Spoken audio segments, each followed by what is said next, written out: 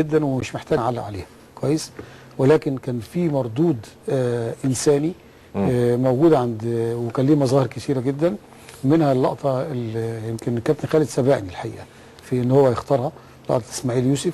دي لقطه فعلا بتعبر عن ان نادي الزمالك رايح هناك وهو يحمل المعاناه النفسيه لهذا الحادث.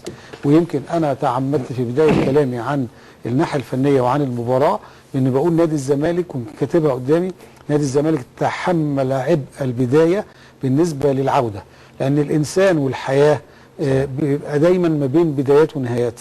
فاحنا النهارده كان في ان شاء الله تبقى نهايه للكوارث وللمصايب اللي بهذا الحجم، وتبقى ان شاء الله الشكل اللي احنا شفناه ده بدايه جيده جدا، واتمنى ان هي تبقى موجوده. لما نشوف النهارده عالم نادي الزمالك وعالم النادي الاهلي موجود مع بعضيه بالتضامن اللي كان موجود، بالمواساه اللي كانت موجوده، المواساه الصادقه اللي هي بتعبر عن الانسانيه ولا تعبر عن الانتماء لنادي او لعلم، بالعكس دي بتعبر عن الإنسانية.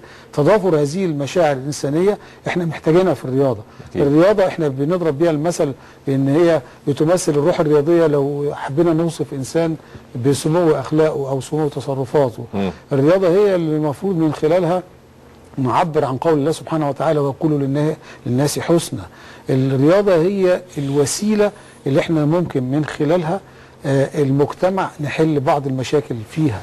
الرياضة ممكن تكون وسيلة مهمة جدا جدا في عملية التوجيه التربوي، اللي هو يجب ألا يقتصر على الجانب الديني فقط، ولكن الرياضة قد تكون وسيلة لأنها بتخاطب مستويات شباب وبتخاطب المحبين بكل انتماءاتهم وكل اختلاف والتفاوت اللي موجود بينهم. فأنا أتمنى يعني ان هذا الكلام، وأنا بشكر الكابتن خالد ان هو خد المبادرة وخد البداية، ويمكن ديت احنا محتاجينها جدا في البرامج بتاعتنا.